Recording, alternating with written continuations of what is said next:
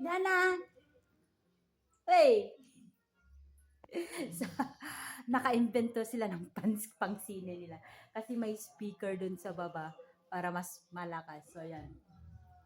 Ah, nag-enjoy sila. So, kahapon galing kami sa yung mare or tawag dito, yung beach. So, vitamin C. So, ayan, medyo umitim ako. Umitim yung mga anak ko. So, ayan. So,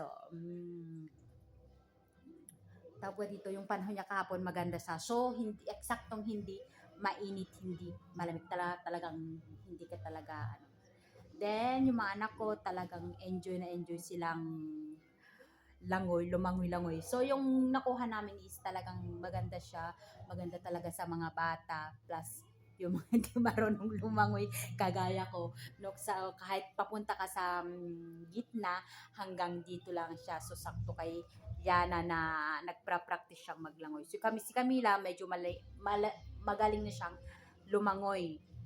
Pero kailangan pa talaga yung talagang professional na magaling na siya. So, 5 months pa lang siyang nag-start na 5 months pa lang siyang nagsi-swimming lesson, so hindi pa siya totally then ipapasok namin siya sa December yung school swimming niya, so hindi pa siya pero takot pa rin akong pag pumunta siya sa talagang malalim, so ginagabayan ko lang siya. Plus din si Liana meron siyang salbabida dito sa kamay niya, so hinahayaan ko siyang sa tabi ko lang siya.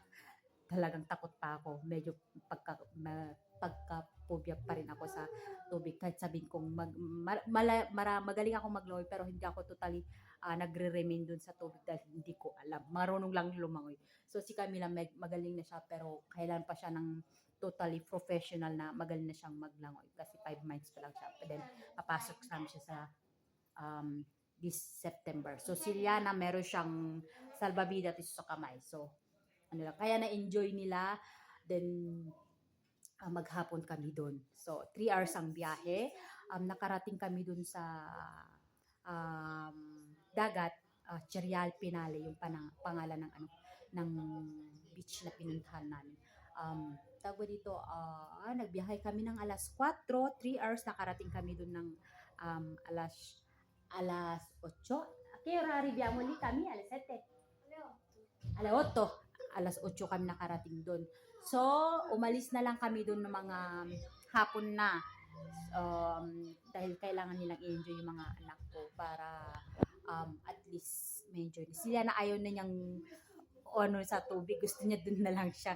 Kung hindi ko pa siya sinabi na baka uulan tapos tawag dito yung temporale, kumidlat or hindi pa siya talaga yun na lang ang way ginawa ko kasi takot sila sa kidlat. So, yun na lang dinahilan ko, at least kahit pa paano na-enjoy naman nila. Then next na pupuntahan namin is another place na dagat na naman. So kasi nga bakasyon na, syempre relax yung mga bata, relax yung asawa kasi trabaho lang. So ganun lang talaga. Then sa September, na naman, pasukan na naman sa eskwela, mga trabaho. So yan, ako lang talaga sa bahay lang, medyo lang.